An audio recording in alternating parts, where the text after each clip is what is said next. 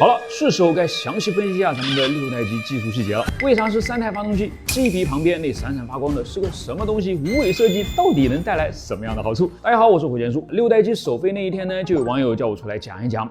我说先让它再多飞一会儿吧。这都几天过去了，全网我都没有看到什么深度解读。那必须得是我出马了。先说最明显的特征，3台发动机的布局，2台位于机腹，1台位于机背。这种布局在战斗机设计中前所未见啊！从较为清晰的照片中可以看得出来，两侧的进气口呢，似乎是类似于 F22的楔形进气口，而不是 F35和歼20采用的鼓包进气口。以上这些设计啊，至少可以看出3点。第一，这表明这架飞机有非常高的超音速飞行需求，尤其是在高空巡航时，空气稀薄，飞行速度更易提高。而机背中央的发动机则采用传统的超音速进气口，可能会用于较低速度的巡航，所以高速度、大航程它全都占了。第二啊，是这架飞机非常巨大，从伴飞的歼20对比当中，我们就能看得出来，它不论是翼展还是长度都更甚，尤其是翼展对战斗机来说非常罕见啊，所以很有可能2台发动机不足以推动这么巨大的飞机，因此就选择了3台发动机。这又从侧面说明它能够装载大量的燃料与武器，武器舱的位置线索也暗示其长度可能接近6米，与我国最新的远程霹雳17导弹长度相符。当然，这样巨大的机身也能够容纳更大的导弹，比如空射版的鹰击21之类的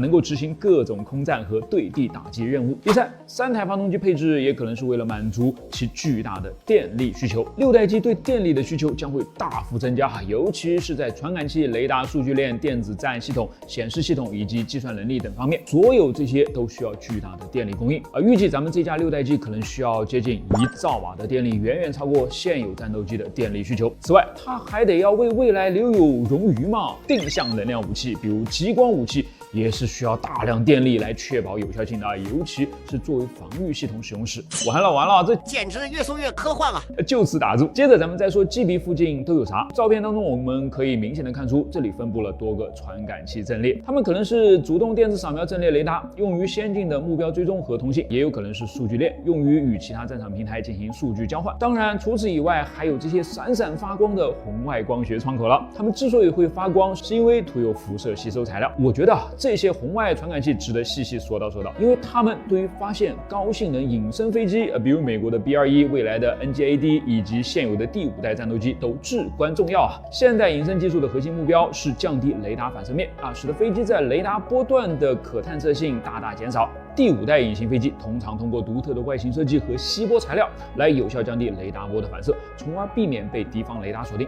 然而，隐身技术并不能完全消除飞机的热辐射信号啊！无论隐身设计多么的完美，飞机在飞行过程中仍然会因为发动机的工作和机身的空气摩擦而产生热量，这些热量会以红外辐射的形式散发到周围的空气当中。特别是高性能隐身飞机通常会使用高推力的发动机，这些发动机会释放大量的热量。即使飞机的外形经过特殊设计以减少红外信号，但发动机排气口和机翼前缘等位置呢，仍然会释放大量的红外辐射。而红外传感器就是专门用来捕捉这些隐形飞机的热脚印的。它们通常还会与其他类型的传感器，如雷达、电子战系统、数据链等进行融合，以实现对敌机的全方位跟踪和识别。像不像是孙悟空的火眼金睛啊？最后，咱们再简单提几句无尾设计或者说是飞翼设计。你会发现几乎所有的6代机好像都采用了这样的设计。为什么？因为它天生就会减少雷达反射面嘛，为6代机的全方面隐形提供了基础保障。同时没有尾翼就意味着更少的气动阻力，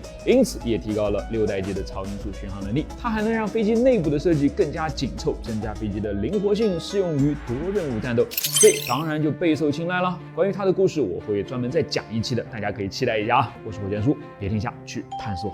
不管是 PPT 还是现实，6代机普遍都选择了飞翼设计。这到底是为什么呢？大家好，我是火箭叔，今天带你一口气了解飞翼布局。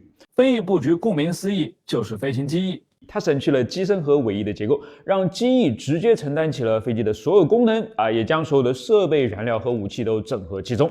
虽然看起来很像是科幻作品中的设计，但飞翼布局的历史其实很悠久了。早在2战时期，德国的霍尔顿兄弟就开始尝试这种设计了，认为它能够带来革命性的飞行性能。而当时的德国正好就急迫的需要这样的突破嘛，于是霍顿 HO229就诞生了。这世界上首架采用飞翼设计的战机，其机翼面积巨大，约为51.8平方米，能够大幅提升升力，同时降低阻力，提升速度。尤其在高速飞行时，飞翼设计的优势尤为明显啊，能够减少由传统机身和尾翼造成的气动阻力。然而，它还是来晚了，德国的命运并没有因它而改变。二战的结束意味着霍顿 HO229 的研发终止。虽然飞翼设计的优势显而易见啊，但许多复杂的控制系统未能够在当时得到有效的解决，也没有充分测试其潜力，只留下了一个革命性的设计思路。思路被美国人拿到了。于是，在冷战期间，他们也尝试了飞翼布局啊。著名的罗斯罗普 YB49 轰炸机亮相，这款飞机有着惊人的航程和载弹量，但由于没有尾翼，飞行控制变得非常困难，且当时的电子控制技术呢也并不成熟，最终也未能投入实战。由此可见，飞翼布局的优点和缺点几乎是同样突出啊！我再拎出来帮你总结一下。先说最大的优点，减少气动阻力。飞翼将机翼与机身合二为一啊，就使得飞行时空气流动的更加顺畅，减少了涡流和尾流，从而提高了飞行的效率。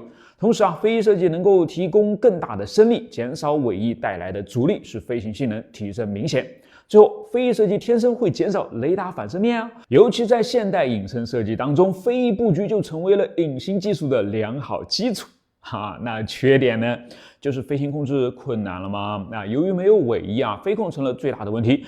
早期的霍顿 HO229 尝试通过复杂的控制面来弥补但在没有电传操纵系统的情况之下，飞行员几乎是无法操纵的。直到 B210 采用现代飞控系统飞翼布局才真正开始投入实战。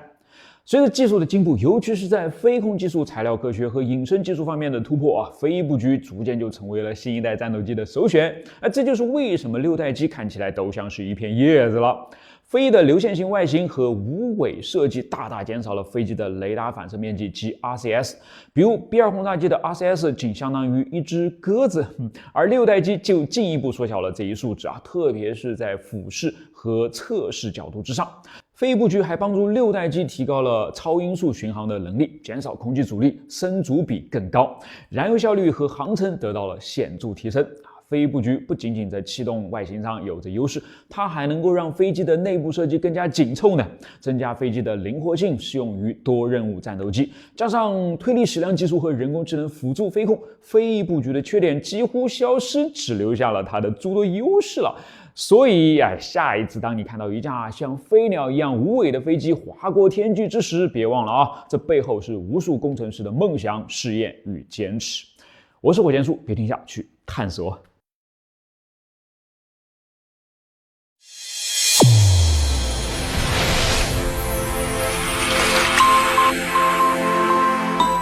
这是我的徕卡 M3， 最经典的胶卷旁轴相机，没有之一。它的快门速度呢，可以从最慢1秒来到最快的1/1000分之1秒，也就是1毫秒。那么问题就来了，你能够仅仅通过肉眼就能判断出我的这台徕卡的1/1000分之1秒快门准不准吗？算了1/1000分之1秒呢，有点太难为你了。那慢一点，500分之1秒呢，能看得出来吗？再慢一点，250分之1秒。应该也是看不出来的吧。但是我告诉你，当年徕卡的工程师还有经过徕卡培训的维修技师就能，厉不厉害啊？想学吗？正好我手边呢有一册原版的徕卡 M3 服务手册，今天我就教你了。好，在正式开学之前呢，我们先来大致了解一下 M3 以及类似的胶平面快门是怎么工作的。其实相当简单，它主要是由2片快门帘组成，前帘和后帘。它们会依次通过镜头和感光材料之间起到使快门开合的功能。前帘过去，原本关闭的快门被打开了；接着后帘过去，将打开的快门关闭。而快门的速度呢，就是由2个帘之间运动的间隔时间所决定的。假如前帘过去等了好一会儿，后帘才过去的话，那快门速度就会很慢；而假如前帘刚过去，后帘马上就追过去了，则快门速度呢就会很快。于是，在500分之1或者1000分之1快门速度的情况下，你就会看到这样的情景：前后帘之间追得特别的紧，中间只留了一道缝，从而让进入胶卷的光线十分有限，实现了极短曝光的目的。好，讲到这儿，不知道你有没有想到确定快门速度是否准确的逻辑是什么了？就是看看这道缝的宽窄是否和标准值一致嘛。比方说250分之1秒的缝肯定要更宽，而1000分之1秒的缝必定会很窄才对。但窄要窄到多少呢？窄过了，快门速度肯定就高了嘛。而不够窄呢，就说明快门速度偏慢了嘛。肉眼想要看清楚它呢，几乎没有什么可能性啊。那么就让光来帮忙吧。早在上个世纪的30年代，在还没有任何精确的电子计时工具存在的时候呢，徕卡工程师们就发明了一个模拟装置，来将相机快门的速度精确的调整到1毫秒。它就是这个玩意儿了，一个机械的频闪仪。在其内部呢，有一个以每分钟280圈转速恒定旋转的带槽圆鼓，圆鼓的中央有一个光源，于是光线就会从圆鼓的镂空槽中射出来，形成一条条在我们的眼前闪烁的光带啦。此时，如果将徕卡相机的快门放在光带前面，并释放快门按钮，我们会看到什么呢？我们会看到如图所示的黑白相间的弯曲的条纹。从白色条纹的宽窄程度上，我们就能够判断出快门速度是否准确了。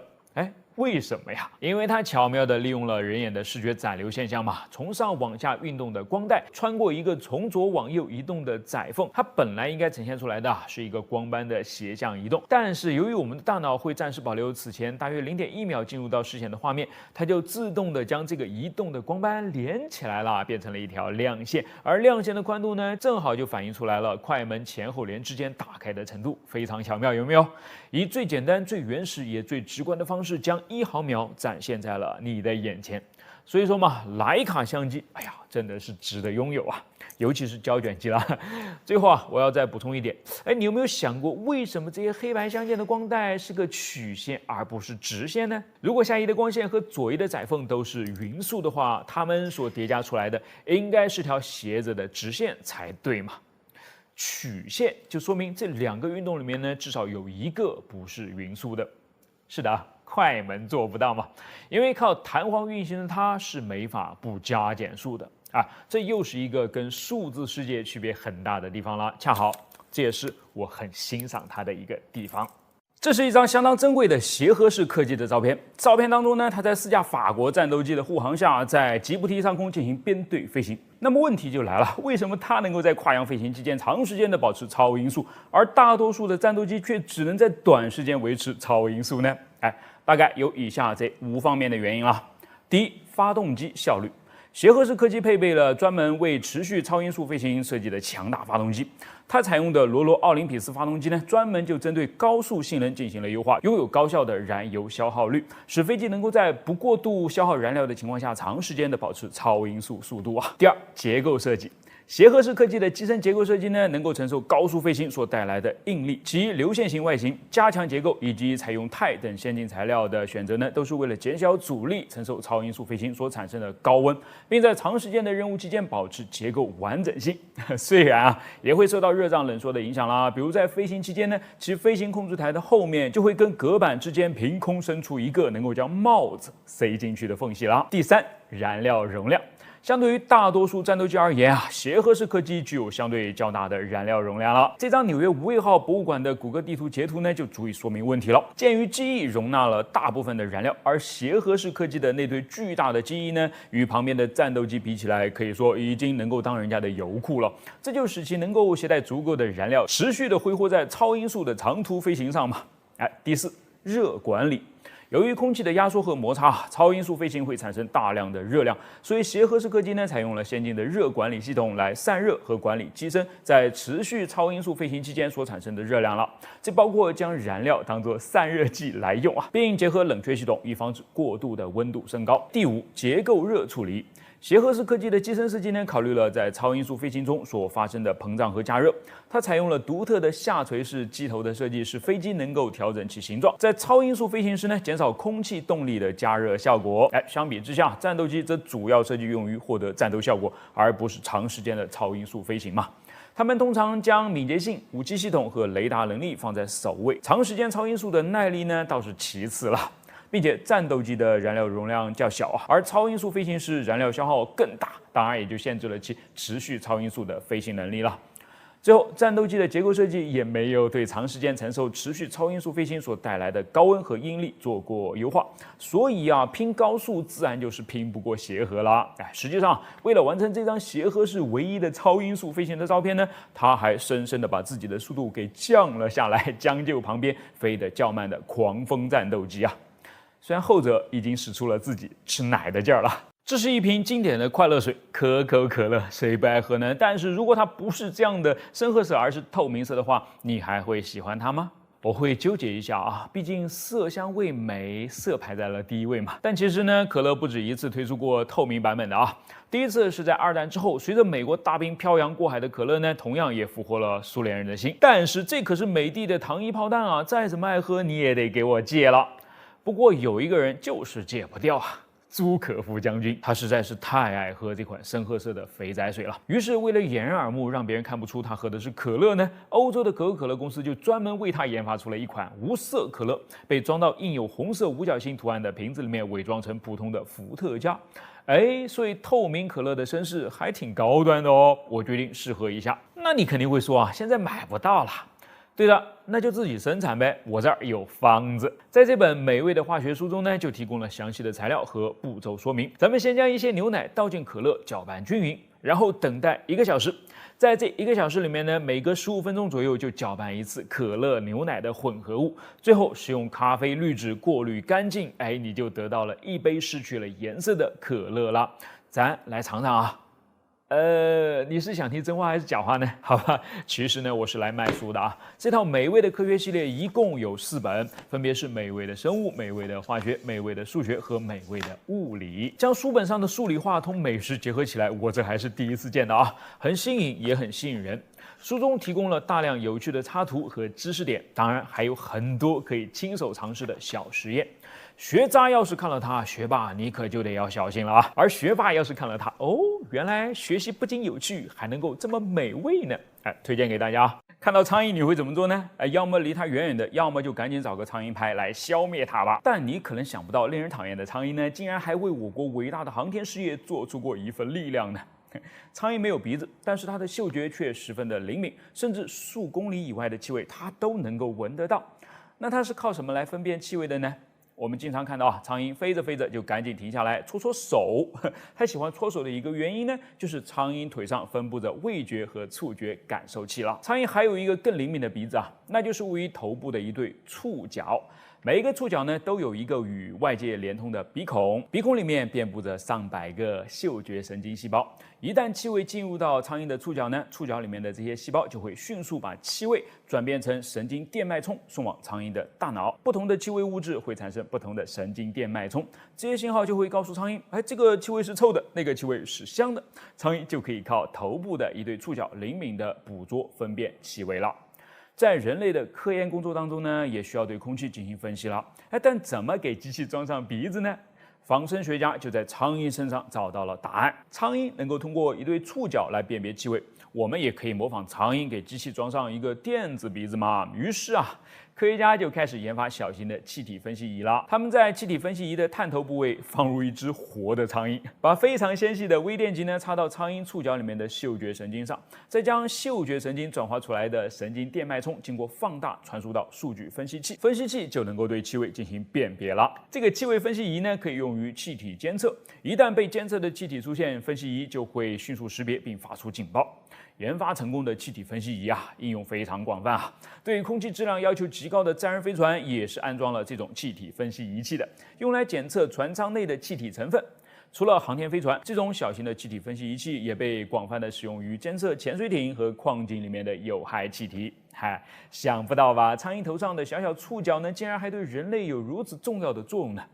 除了仿生苍蝇的鼻子，苍蝇的棘翅还是一个天然的导航仪人们模仿它制成了振动陀螺仪。振动陀螺仪是一个新型的导航仪，在飞机、导弹、火箭等高速飞行器的导航系统里面，测量飞行姿态的核心元件就是陀螺仪了。在黑暗或者是视线不好的环境里面呢，飞行员是很难辨别方向的，这是航空科研领域必须要攻克的一个难题了。昆虫学家通过对苍蝇的研究发现苍蝇的后翅退化成了一对哑铃状的平衡棒，叫做棘翅。苍蝇飞行时呢，棘翅通过一定频率的振动来调节翅膀的运动方向，保持身体的平衡。一旦苍蝇偏航了，鸡翅就会把这个信号通过感受器的神经传送到脑部。大脑接收到信号之后呢，就会指挥身体组织立刻纠正偏离的航向。科学家受到苍蝇集市的启发，成功的研制出了一种音叉式的振动陀螺仪，把它安装在航天器上，飞船、火箭就可以自动纠正偏离的航向，保持正确的轨道运行了。微缩的振动陀螺仪与我们的生活就更加息息相关了。你此刻是不是正在用手机看这条视频呢？那你可能也会用手机刷到过能够感觉到方向的视频吧？手机向左偏呢，视频画面就会跟着向左偏，画面能够感知方向。手机每天根据你的运动步数进行运动排名，还有手机摇一摇功能，这些都是手机植入振动陀螺仪的强大功能。别以为苍蝇的本领就这些啊，它的眼睛也是身体里面的高精尖组织了。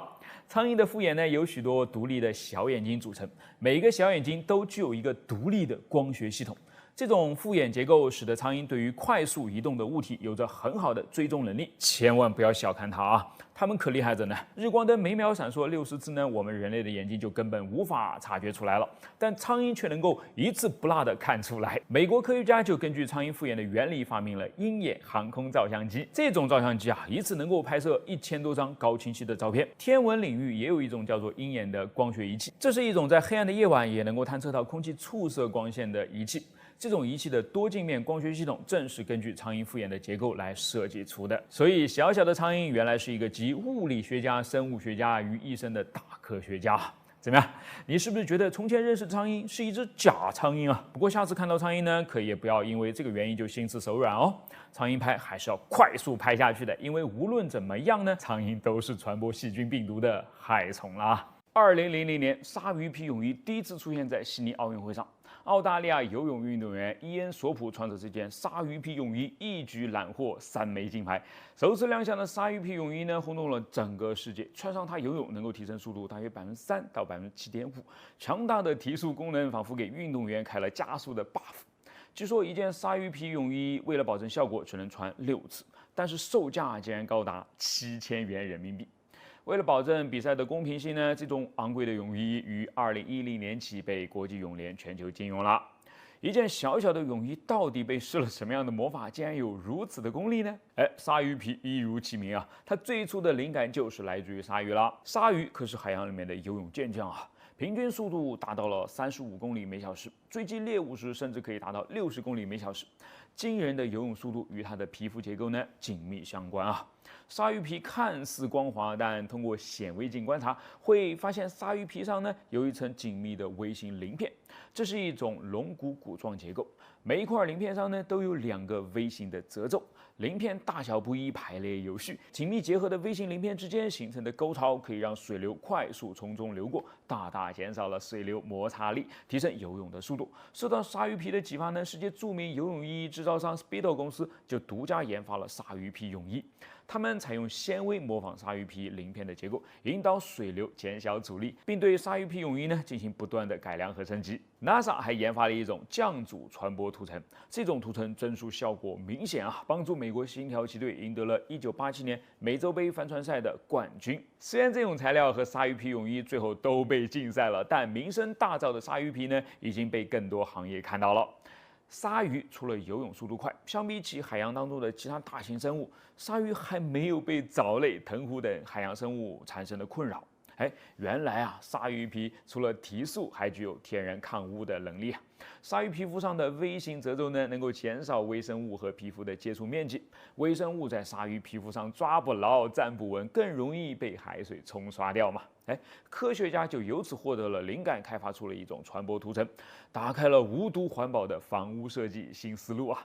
海上船只航行久了，浸泡在海水里面的船身呢，就会吸引藤壶等生物。如果船只不使用防护涂料，不出2个月，船底就会被各种海洋附着生物呢覆盖得面目全非，这会对船只带来重大的影响。船只航行受阻，不仅会大大降低航行的速度，增加燃料的消耗，还会加速船身腐蚀，缩短船只的使用寿命。因此，防污防腐涂料一直是船舶工业研究的热门课题啊。过去呢，人们对这些讨厌的附着生物往往采取的是最暴力的毒杀策略，但这无疑会对海水造成污染嘛。对海洋里面的其他生物也会造成不必要的伤害。美国佛罗里达大学的材料科学研究小组呢，就利用鲨鱼皮的原理研制出了一种对环境无害的传播保护涂层。它由数十亿个微小的菱形凸起物组成，在小功率电流的作用下呢，这些菱形凸起物通过动态变化，能够有效地避免藻类、贝类等生物的附着。鲨鱼皮除了在海洋当中大放异彩啊，科学家还计划在风力电机的叶片上铺设鲨鱼皮涂层。实验表明，这些涂层呢可以减少扇叶与空气的阻力，同时还能够减轻扇叶的重量，从而提高发电的效率。一台风力电机的电流输出量将提高5%到6%。哎呀，鲨鱼一定不知道啊，自己为了生存进化出来的皮肤，竟然能够为人类各行各业带来这么多的福利啊！来看一个实验，国外一个博主用钛合金打印了3个壁厚各不相同的微型潜艇，然后分别把它们放到一个能够制造出海底3000米，也就是300个大气压的枪室当中测试，看看它们会不会内爆。结果呢，不出意外啊，壁厚最薄的那个在加压到大约150巴时就绷不住了，瞬间内爆。整个过程哪怕慢放起来，也就持续了1帧。想象一下，如果这个微型潜艇里面有微型人类的话，那得是有多惨烈啊！而刚刚遇难的泰坦号里面曾经就装着的是5个鲜活的人类了，并且击碎他们的压力是前者的2倍多。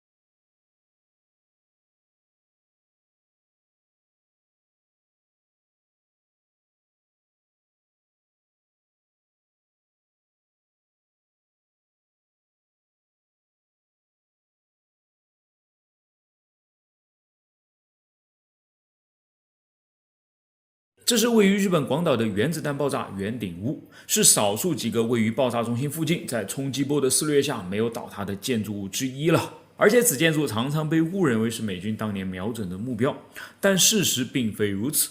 美军当年实际瞄准的是离此处不远、横跨本川，在空中看起来呈醒目的 T 字造型的象声桥。只不过原子弹在空中下落时呢，飘了一点点，就来到了离圆顶屋更近的地方了。好，那么问题就来了，它凭什么离爆炸中心这么近，却依然能够屹立不倒呢？这里面的次要原因是它跟周遭的建筑比起来呢，年代相对更近一些，自然就会更加的坚固嘛。而主要的原因，有点反直觉啊，恰恰就是因为它跟爆炸中心离得更近啊。因为为了制造最大的破坏力呢，美军当年采用了空中引爆的方式。原子弹爆炸后向四周产生的球状冲击波，其前锋部分会在撞击地面后反弹，与空中的冲击波